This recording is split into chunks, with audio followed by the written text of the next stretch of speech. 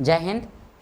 कल हम लोग पढ़े थे अलैंगिक जनन के बारे में। हम देखे थे कि अलैंगिक जनन द्वारा जो संतान उत्पन्न हुआ था वो हूबहू अपने जनक के समान हुआ था। तो यहाँ से एक क्वेश्चन बनाता है कि अलैंगिक जनन द्वारा उत्पन्न संतान को कुलोन कहा जाता है, क्यों? तो देखिए यहाँ से क्वेश्चन बना है, प्रश्न नंबर 1, कुलोन क्या है? कुलोन क्या है? तो अलैंगिक जनन द्वारा जो संतान उत्पन्न होता है उसे कुलोन कहा जाता है। तो इसका उत्तर क्या होगा? तो देखिए क्या कर रहा है, अलैंगिक जनन द्वारा उत्पन्न संतान को कुलोन कहा जाता है क्योंकि अलैंगिक जनन द्वारा उत्पन्न संतान हूबहू अपने जनक के समान होता है। मतलब कह रहा है कि अलैंगिक जनन द्वारा जो संतान उत्पन्न होता है ना वो एकदम अपना बाबू के समान होता है, चाहे मम्मी के समान होता है। मतलब मान लीजिए कि ओकर बाबू चोर है ना तो वो लड़को चोर होगा, ओकरा बाबू के कम दिमाग है ना तो लड़को का कम दिमाग होगा, मतलब एकदम छुट्टा नालायक बनेगा अगर ओकर बाप नालायक होगा तो। यहाँ से कहा कि अलैंगिक जनन के प्रकार देख लेते हैं। तो कहा अलैंगिक जनन के प्रकार, अलैंगिक जनन टोटल हम 6 प्रकार से पढ़ते हैं। तो कौन कौन? तो आइए देखते हैं। कहा कि विखंडन, दूसरा मुकुलन, तीसरा बीजाणु निर्माण, चौथा खंडन, पांचवा पुनर्उद्भवन और छठा कायिक जनन के बारे में पढ़ते हैं।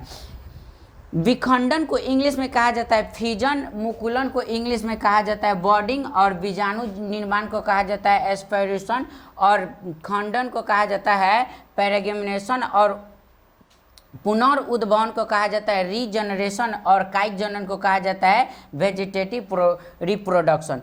रीजनरेशन का अर्थ होता है ना, देखिए रीजनरेशन, री माने दोबारा, जनरेशन माने पीढ़ी, जिसका दोबारा पीढ़ी जन्म हो जाए इसे रीजनरेशन कहते हैं। फिल्मों में हम इंसान को ना बुर्बक बनाता है सर, एकदम गधा। कैसे कहते हैं सर? रीजनरेशन यानी पुनर्जनन, हीरो का पुनर्जनन होता है। देखिएगा कभी कभी जब फिल्म होता है ना तब शुरुआती सीनों में क्या होता है कि जो हीरोइनिया होती है ओकरा के गुंडा चढ़ता है, सोच रही वो भागती है तो ओकरा डिलीवरी हो जाता है और डिलीवरी होता है, उधर हीरोआ को छुरी मार के मुआ दिए सो भाला मार के, इधर हीरोइनिया को डिलीवरी हो रहा है। पता चला कि हीरोआ हीरोइनिया में से आया, वहाँ साइंसे फेल कर देता है सो एकदम।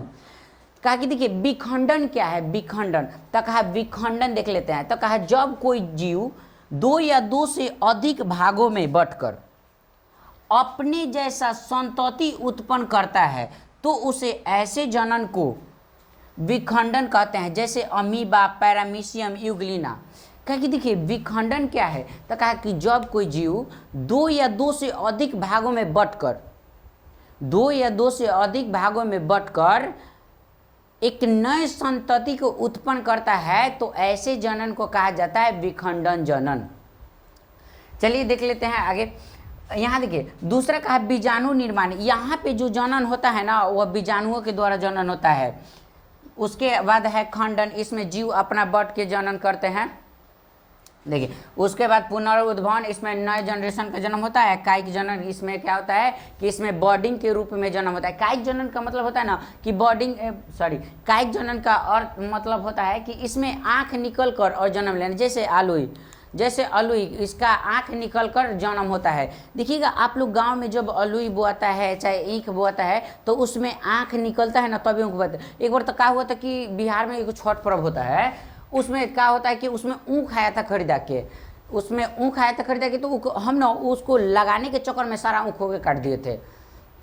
चलिए हो गया। कल अगले वीडियो में हम लोग देखते हैं इसके बारे में।